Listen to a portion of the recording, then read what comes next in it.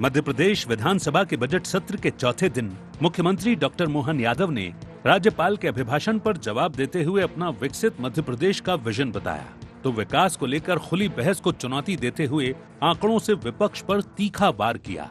मुख्यमंत्री ने कहा कि ये बजट विकसित भारत 2047 के संकल्प को पूरा करने की दिशा में है, जिसमें गरीब, युवा, अन्नदाता, नारी सहित सभी वर्गों की बेहतरी का संकल्प समाहित है। इस दौरान सीएम ने अपनी प्राथमिकताएं गिनाई तो विकास पर कांग्रेस को भी आईना दिखाया। मुख्यमंत्री ने कहा कि 2003-04 तक मात्र 20,000 करोड़ रुपए का बजट था, जिसे 21 गुना बढ़ाते हुए 4,21,032 करोड़ रुपए तक भाजपा सरकार पहुंची है और प्रदेश को अग्रिम पंक्ति में खड़ा करने का सरकार हर संभव प्रयास कर रही है। हमारी औद्योगिक विकास दर कांग्रेस के शासनकाल में 0.016 थी, तो इसका मतलब है कि वो औद्योगिक विकास दर एक तरह से माइनस में थी और आज हमारी 24% औद्योगिक विकास दर है।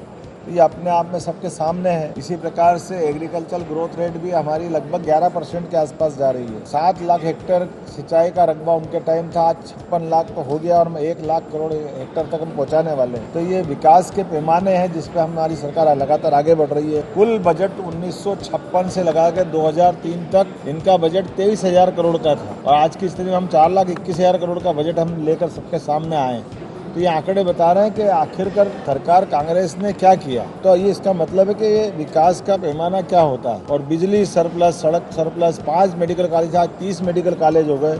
कौन सा क्षेत्र छूटा? प्रत्येक क्षेत्र में सरकार ने जो काम किए हैं उससे अपना प्रदेश आज की स्थिति में कई क्षेत्रों में देश का नंबर 1 राज्य बना। उधर विपक्ष ने मुख्यमंत्री के दावों को पूरी तरह नकार दिया। नेता प्रतिपक्ष उमंग सिंघार ने सरकार के आंकड़ों को कागजी बताते हुए कहा कि भुखमरी के मामले में बिहार के बाद मध्य प्रदेश दूसरे नंबर पर, मध्य प्रदेश कुपोषण के मामले में चौथे स्थान पर है। सरकार हवाई आंकड़े बताकर प्रदेश के लोगों को गुमराह कर रही है। प्रदेश ने परिवहन घोटाले को लेकर भी सरकार को घेरने की कोशिश की। नेता प्रतिपक्ष ने कहा कि सौरभ शर्मा जैसे मछलियों पर जाल डालकर मगरमच्छों को बचाने की कोशिश सरकार कर रही है। मुख्यमंत्री जी अब जो बोल रहे थे, जो अच्छा था, जो हो रहा वो अच्छा, हम तो गीता के पाठ की तरह सुन रहे थे उनका। लेकिन आप सांदे सच्चाई से दूर था और आज भी परेशान है, चाहे किसान है, युवा हो, चाहे उद्यमी हो। मुझे लगता है कि मुख्यमंत्री जी ने विपक्ष के सवालों का जवाब प्रमाण के साथ नहीं दे पाए।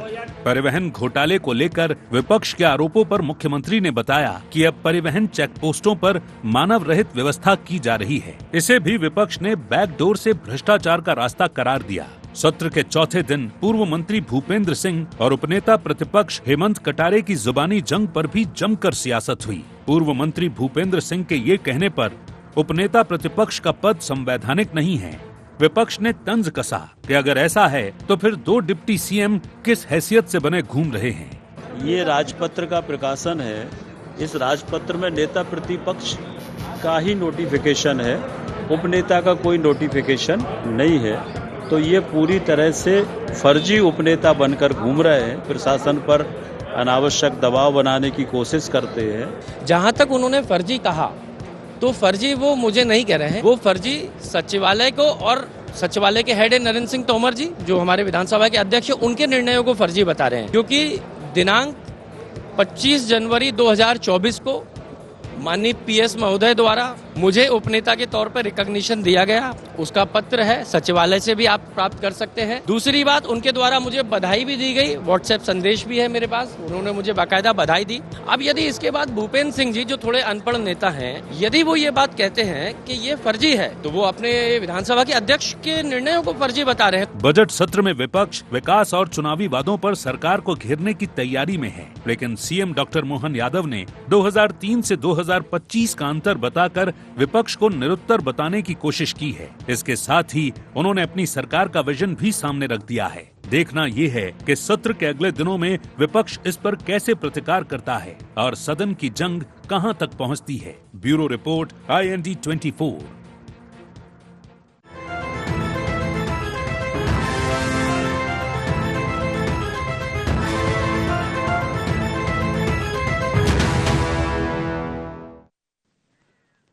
नमस्कार, स्वागत है आपका इंडिया एजेंडा देख रहे हैं आप। मैं हूं आपके साथ Prashita Sharma. Vision and comparison at Mohan. जी हां, इन दिनों मध्य प्रदेश का बजट सत्र चल रहा है और बहस प्रदेश के विकास पर बदस्तूर जारी है। अब प्रदेश के विजन का कंपैरिजन हो रहा है। जिस तरह विपक्ष चुनावी वादों और विकास पर सरकार को घेरने की कोशिश कर रहा है, तो वही सीएम डॉक्टर मोहन यादव ने 2003 से लेकर 25 का विकास सामने रख विपक्ष पर पलटवार किया। मुख्यमंत्री ने राज्यपाल के अभिभाषण पर जवाब देते हुए बजट को 2047 के संकल्प को पूरा करने की दिशा में बढ़ता हुआ कदम बताया और कांग्रेस को विकास पर आईना दिखाया। तो विपक्ष ने सीएम के दावों को पूरी तरह से नकारते हुए आंकड़ों को कागजी करार दिया। इसी के साथ उपनेता प्रतिपक्ष और डेप्यूटी सीएम के पद की संवैधानिकता पर भी जंग छिड़ी। चर्चा आज इसी पर, उससे पहले जान लेते हैं एजेंडा के पॉइंट्स क्या है डॉक्टर मोहन सरकार का विकसित मध्य प्रदेश एट 2047 का विजन। विपक्ष के वार पर कितना करारा वार रहा सदन में सीएम का भाषण। क्या विकास पर 2003 से 2025 के कंपैरिजन पर बहस करेगा विपक्ष। क्या सदन को निजी लड़ाई का माध्यम बना रहे कुछ माननीय। इन्हीं मुख्य सवालों के साथ चर्चा की शुरुआत करेंगे। खास पैनल जुड़ रहा है, परिचय आपका करा देते हैं। बीजेपी से मीडिया पैनलिस्ट वंदना त्रिपाठी जी हमारे साथ जुड़ गई है, स्वागत है आपका। कांग्रेस से प्रवक्ता केदार सिरोही जी हमारे साथ जुड़ गए, आपका भी स्वागत है। वरिष्ठ पत्रकार रंजन श्रीवास्तव जी हमारे साथ जुड़ गए, आपका भी बहुत स्वागत है। चर्चा की शुरुआत केदार जी आप से करना चाहूंगी। आज राज्यपाल के अभिभाषण पर जवाब दिया सीएम डॉक्टर मोहन यादव ने और कई आंकड़े बताए हैं, कंपैरिजन किया है 2003 से 2025 तक, बजट को लेकर कहा कि कितना गुना बढ़ा। उसमें से कुछ पॉइंट्स जो मैं यहाँ पर हाईलाइट करना चाहूंगी। स्वास्थ्य सूचकांक में मध्य प्रदेश देश में नंबर 1 स्थान पर आया है। 2023-24 के बजट में आवंटित राशि का 97% खर्च किया है सरकार ने। नीति आयोग ने मध्य प्रदेश को परफॉर्मेंस राज्यों की श्रेणी में शामिल किया है। देखिए जी, आपने भी पहले तो सभी को नमस्कार, और ये सार्थक चर्चा हो ऐसा मैं उम्मीद करता हूँ। आपने कहा कि विपक्ष पर मोहन यादव जी ने वो तगड़ा वार किया है। हमारे ऊपर क्या वार कर रहे हो? वार तो गरीबी पे करो, अशिक्षा पे करो, किसानों की गिरती इनकम पे करो, रोजगार को जो बेरोजगार हो रहे हैं नौजवान उन पे करो, सड़कों की बदहाली पर करो, स्कूल टूट रही उन पे करो, माफिया राज पे करो, पुलिस को परेशानी हो रही है, गुंडे उनको परेशान कर रहे हैं उन पे करो। हम पे कहा जो समस्या है उस पे अगर प्रहार करते तो मुझे लगता बड़ा समाधान के लिए अच्छा लगता। अभी एक बात अच्छी आती है, 2003 से कंपेयर करते हैं लोग। चलो आज मैं भी अभी बैठे बैठे विकिपीडिया नाम की एक चीज है उसको देख रहा था, तो इनके जो गुरुजी थे पूर्व मुख्यमंत्री लोग भाजपा के जो रहे हैं, कैलाश जोशी जी और ये पटवा जी, सकलेचा जी, इनके समय 50-60 हजार ही था। वो तो दिग्विजय सिंह जी आए, पढ़े लिखे इंजीनियर आदमी, तो उनके हाथ में जब आई बागडोर तो बड़ी मुश्किल में थी। या 2 लाख 1.5-2 लाख पे थे, उन्होंने 7-8 लाख SGDP लेके आए थे। वो आंकड़े मेरे घर के नहीं है बहन, नहीं तो आप बोल दो कि कांग्रेस ने आजकल विकिपीडिया से सेटिंग वेटिंग कर ली है। उधर तक अपना नहीं, अपन तो गाँव के आदमी, ज्यादा ज्यादा आप तक आएंगे, इससे ज्यादा रेंज नहीं हमारी। अब उन आंकड़ों का अगर एनालिसिस करोगे तो वो तो 3 से 4 गुना उन्होंने बढ़ा दिया था अपने कार्यकाल में। अब उनको दोष क्यों दे रहे हो? अरे दोष देना है तो वो आपके पूर्व मुख्यमंत्रियों को दो ना, जिन्होंने कुछ काम नहीं किया।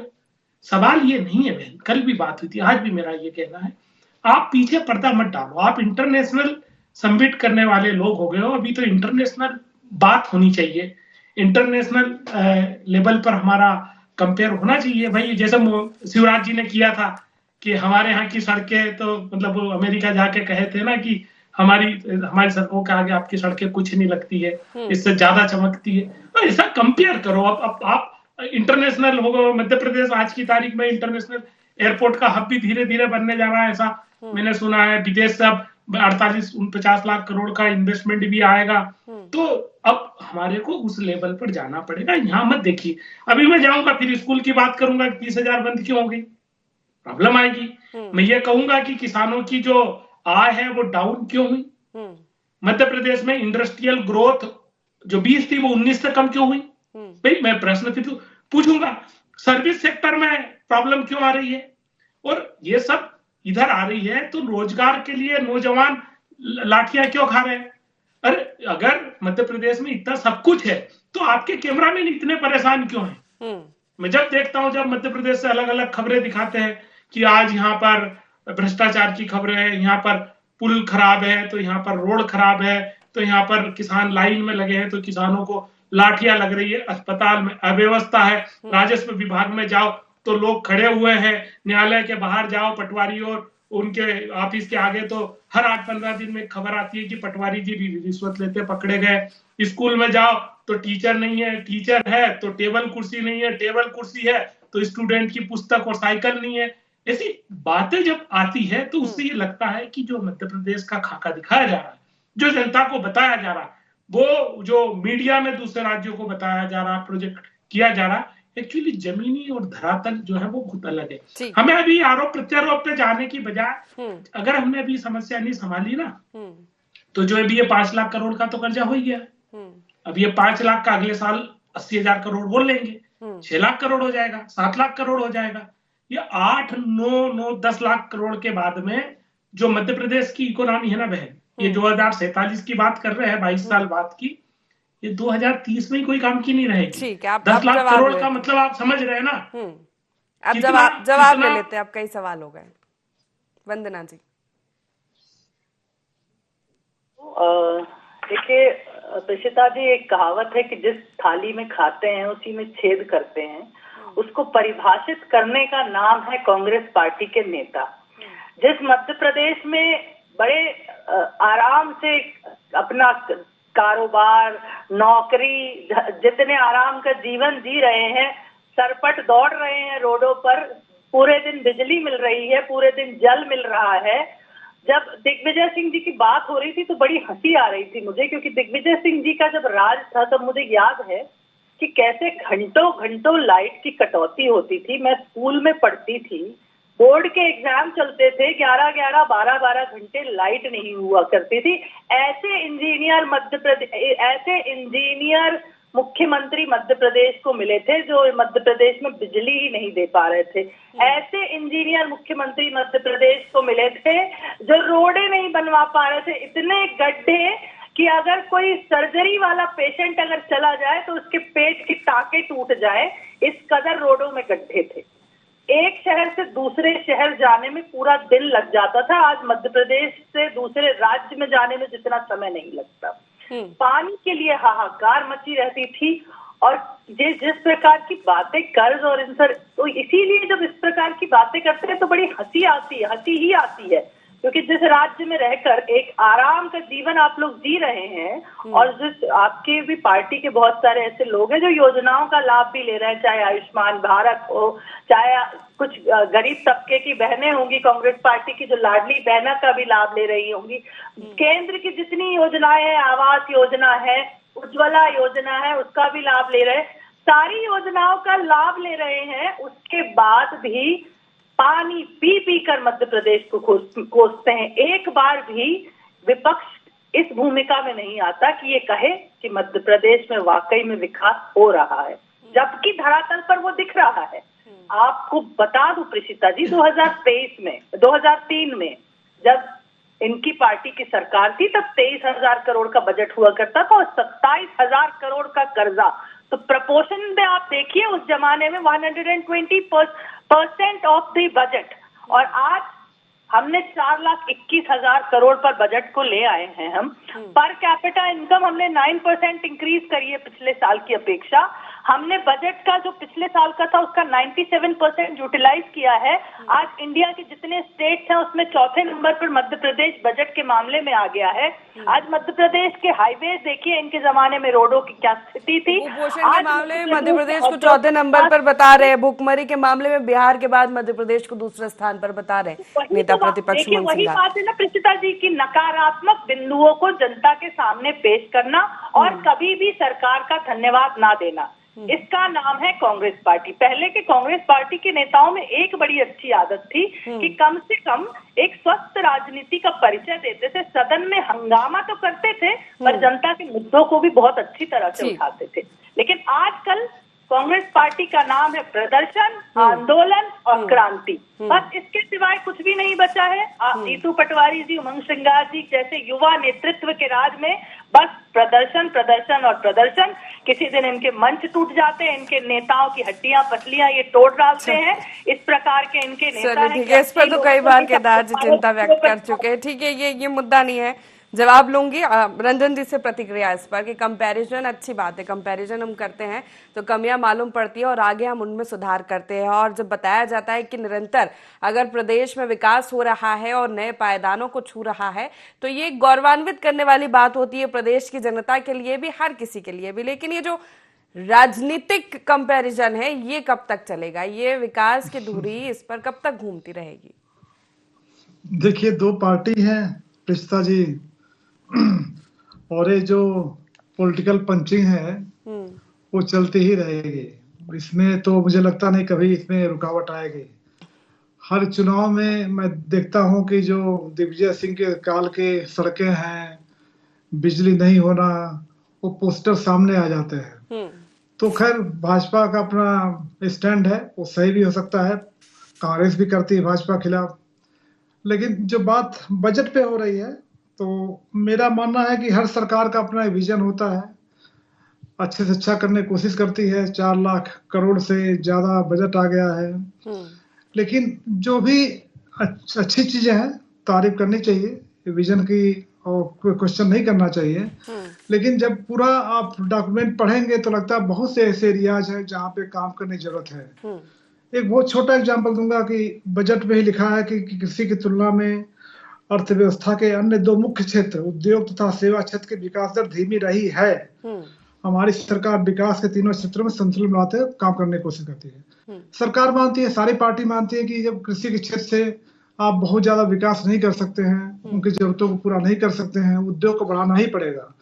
जो ग्लोबल इन्वेस्टर मीट हो रहा है, रीजनल इन्वेस्टर मीट हो रहा है, फिर सेवा क्षेत्र में जब तक नहीं बढ़ाएंगे आप, कुटीर उद्योग है, MSME है, तब तक आपको रोजगार देना मुश्किल है और पर कैपिटा इनकम भी बढ़ना मुश्किल है।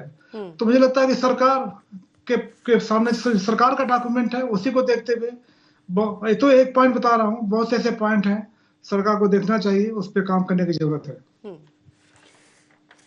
केदार जी। अजी, मैं पहले तो मेरी बहन ने कहा जिस थाली में खाते हो उसी में छेद करते हो। उसका हमारे गांव में एक दूसरा है कि हमारी वो बिल्ली जो होती है वो हम ही को में हो। हमारी स्कूल में पढ़े हैं ये इनके लोग, हमारी स्कूल में कांग्रेस के राज में, और हम ही वो गिना देंगे ना 5 से 50 तो हमने किए हैं। नहीं, क्या है कि हमारे यहाँ से पढ़ के आए, हम ही से ज्ञान लिया और हम ही को बता रहे, अरे हम तो विपक्ष में थे ही नहीं, विपक्ष में तो आप थे, ट्रेनिंग सेंटर तो आपका था, आंदोलन करना, चक्का जाम करना, सदन नहीं चलने देना, ये तमाम चीजें तो आपकी थी। अब आती है सीरियस। देखिए, दिग्विजय सिंह जी को कोसने से आप जो बात कर रहे हो उसको एक्चुअली हमारे कांग्रेस के लोगों की भी गलती है। हम सही तरीके से उस चीज को रख नहीं पाए। वो उस जमाने में मध्य प्रदेश के बुजुर्ग बाबा हुआ करते थे, वो देश के प्रधानमंत्री थे, वो उनका नाम अटल जी था। कोई ख्याल है? अटल जी मध्य प्रदेश के थे और मध्य प्रदेश के विकास में अगर किसी ने रोड़ा अटका तो वो सदैव अटल जी थे। अब अटल जी के ऊपर बात कर लेते हैं हम लोग। वो अटल जी ऐसे व्यक्ति थे जिन्होंने मध्य प्रदेश के विकास के लिए एक रोड़ा तक नहीं दिया। उन्होंने षड्यंत्र पूर्वक मध्य प्रदेश और छत्तीसगढ़ को अलग किया। ये इतिहास है, उखड़ेगा तो बहुत लंबा बात जाएगा। वो अटल जी थे जिन्होंने पूरे बिजली के प्लांट उधर दे दिए और मध्य प्रदेश को एक भी बिजली नहीं दी। वो अटल जी थे जिन्होंने दिग्विजय सिंह जी को 2 साल तक जो केंद्र का हिस्सा है वो नहीं दिया। आप पता करिए, ये तो दिग्विजय सिंह जी इंजीनियर थे जिन्होंने जैसे तैसे मध्य प्रदेश को खड़ा किया। उन्हीं ने तो टोल लेके आया, उन्हीं के समय तो सड़कें बनी जिसपे मामा जी और ये अभी नया नाम क्या आएगा भैया जी का ये नहीं पता, ये सब लोग उसी पे चल रहे हैं। इस पूरे मध्य प्रदेश को उस समय जो बदहाल करने का अगर कोई कुछ रह जाता है तो वो सत्य अटल जी को जाता है। आप ये मत भूलिएगा। अगर हमारी सरकार मान लो गलत थी, आप तो राष्ट्रभक्त थे, आप तो धर्म प्रेमी थे, तमाम चीजें थी, तो अटल जी के पास आप लोग क्यों नहीं गए कि आप मध्य प्रदेश के लिए कुछ करिए? आइए ना, डेटा निकालते हैं अटल जी का। जब उस पर बात होगी ना तो लंबी बात जाएगी। इसलिए कंपेयर वहां मत करो, कंपेयर तो आज करो कि मध्य प्रदेश में बेरोजगारी जो है वो चरम पर है। आज 3 लाख करीब नौजवान जो है वो बेरोजगार है। मध्य प्रदेश में फसलों के दाम नहीं मिल रहे हैं। मध्य प्रदेश में इंडस्ट्रियल ग्रोथ नहीं है। ये पीतमपुर उन्हीं के टाइम का है, ये जो मंडीदीप है उन्हीं के टाइम का है, ये ग्वालियर वाला उन्हीं के टाइम का है, ये जबलपुर उन्हीं के टाइम का है, ये रीवा सतना की फैक्ट्रियां जो है वो उन्हीं के टाइम की है। आपके टाइम पे जंगल जरूर काटा आपके नेताओं ने बहन, पूरी लकड़ियां। वो कौन सी एक फिल्म आई थी, वो ऐसा गर्दन लाल पे वो लाल चंदन का तस्करी करते हुए एक फिल्म आई थी कोई सी अभी बीच में, वो स्टाइल वो काम आपके लोगों ने कर दिया। इधर मध्य प्रदेश में सागौन बचने ही नहीं दी है, रेत बचने नहीं दी है। आपको ठीक है, बजट पे एक प्रतिक्रिया तो मिलेगी केदार जी, क्या कुछ भी सही नहीं कैरेक्टर है वो जहाँ आपकी सरकार है? पुष्पा बजट तो सही है ना, देखिए आपकी सरकार है, तो खर्चा होगा, पर बजट में क्या है? पिछली बार 365 का था, इस बार बड़ा कितना है? 420 तक आया। आपने 60-70 हजार तो पिछली बार कर्जा ले लिया। 15। आपकी जो ग्रोथ है वो ग्रोथ आपकी कर्जे से है मेरी बहन, आप समझिए। हम 40 लाख करोड़ का इन्वेस्टमेंट दिखा रहे हैं, तो मैं रंजन साहब से भी मुझसे ज्यादा जानकार है। इसके बजट पर उसका इम्पैक्ट दिखना चाहिए था, ग्रोथ दिखनी चाहिए थी, डिस्ट्रीब्यूशन दिखना चाहिए था, पैसे का जो आया उसका जाने में दिखना चाहिए था। आज आप पूरे बजट की कॉपी देख लीजिए, मैं कल से ही देख रहा हूँ, वो हेड्स में कोई चेंज नहीं है। छोटा मोटा इधर का उधर किया है, छोटा मोटा फ्लक्चुएट किया है, इसके अलावा उसमें कोई जवाब ले लेते वंदना जी। उसके बाद जो पदों पर जो लड़ाई चल रही है ना, उस पर भी जवाब लेना, समय को ध्यान में रखते हुए वंदना जी इस पर जवाब दे दीजिए। और फिर ये उप नेता प्रतिपक्ष और डेप्यूटी सीएम की जो लड़ाई, ये पर्सनल क्यों हो रहा है? पुष्पा कैरेक्टर की बड़ी जोर शोर से बातें कर रहे थे, वो कर्नाटका के ऊपर आधारित पिक्चर है। तो कर्नाटका में किसकी सरकार है सबको पता है, और उसी पर आधारित पिक्चर है, वहीं के नेताओं को प्रोजेक्ट किया गया है। दूसरी चीज ये प्रेषिता जी की ऑन अ सीरियस नोट जब हम बात करते हैं बजट की, तो देखिए बजट का एलोकेशन हमने ज्ञान के आधार पर किया है, गरीब, युवा, अन्नदाता और नारी। लेकिन उसमें हमने ज्ञान की बात तो मैनिफेस्टो में करी थी, लेकिन सांस्कृतिक अभ्युदय को लेकर कार्य किया है, धार्मिक पर्यटन को बढ़ावा देने पर फोकस किया गया है, उद्योग को बढ़ाने पर फोकस किया गया है। जिस प्रकार से मध्य प्रदेश पहले कृषि आधारित प्रदेश हुआ करता था, और तब वो मध्य प्रदेश की सबसे बड़ी जो मजबूती थी वो कृषि ही थी, लेकिन अब हम यहाँ उसे औद्योगिक क्षेत्र में भी आगे ले जाने का कार्य कर रहे हैं। तो कृषि और उद्योग आधारित मध्य प्रदेश बनाने का कार्य हमने शुरू कर दिया, और हमने ये संकल्प लिया है कि 2028-29 में सकल घरेलू उत्पाद को दोगुना करने की हमारी पूरा प्रयास रहेगा। साथ ही साथ प्रेषिता जी, जिस प्रकार से बजट के एलोकेशन की बात हो रही थी और जिस प्रकार से रंजन जी कह रहे थे, तो माननीय मुख्यमंत्री जी ने जिस प्रकार से एमएसएमई, स्टार्टअप्स और स्व सहायता समूहों पर फोकस किया है, आप देखिए द्रोण दीदियों पर फोकस किया गया है कि द्रोण दीदियों की संख्या को बढ़ाया जाएगा। लखपति दीदी, कहीं ना कहीं महिला सशक्तिकरण के लिए युवाओं को रोजगार देने की बात की जा रही है। और जब इंडस्ट्रियल ग्रोथ रेट की बात करते हैं, तो इंडस्ट्रियल ग्रोथ रेट जो कांग्रेस के जमाने में -0.6 हुआ करता था, आज वो 26% हो चुका है, जो कि 50% ज्यादा है कांग्रेस के जमाने से। तो इंडस्ट्रियल ग्रोथ के बारे में भी जो ये भ्रम फैलाया जा रहा है उसके विषय में बता दूं।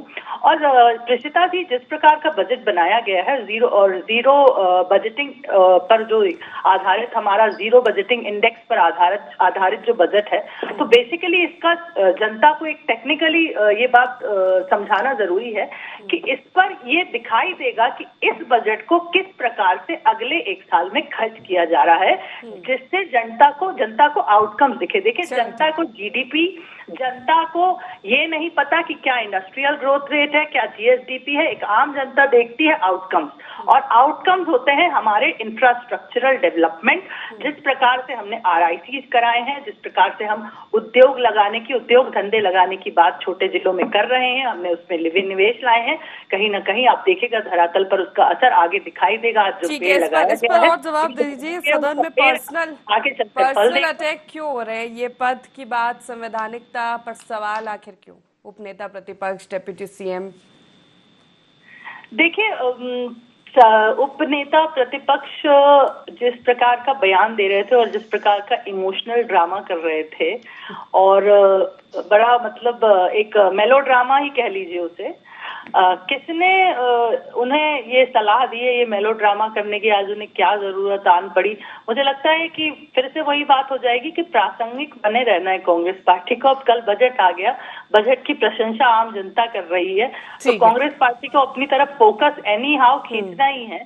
तो कांग्रेस पार्टी उस छोटे से बच्चे की तरह है कि जब उस पर कोई ध्यान नहीं देता तो जमीन में लोट लोट कर रोने लगता है कि किसी भी प्रकार से उसे अटेंशन। केदार जी ने तो इतनी गंभीर समस्याएं बताई है मध्य प्रदेश में, किन किन क्षेत्रों में काम होना है सरकार को, आप कह रहे हैं कि कांग्रेस छोटा बच्चा।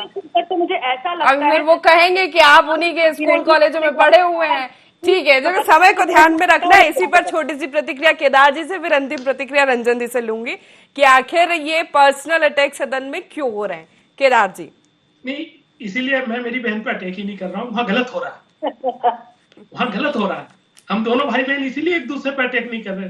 हम दोनों ये मैसेज देना चाहते हैं कि सदन में पर्सनल अटैक ना हो, संवैधानिक दायरे में रहे, और जो मूल बातें हैं जो जनता के लिए, देखिए बहुत खर्चा लगता है और बड़ी उम्मीदों से लोग ने वहां बैठा है हम सबको, दोनों दल के लोगों को, तो जाकर मुद्दों पे चर्चा होनी चाहिए। और मैं तो देखिए अभी मैं तो बड़ा चिंतित हूं अभी, और मेरी बहन को और आपको भी चिंतित होना चाहिए।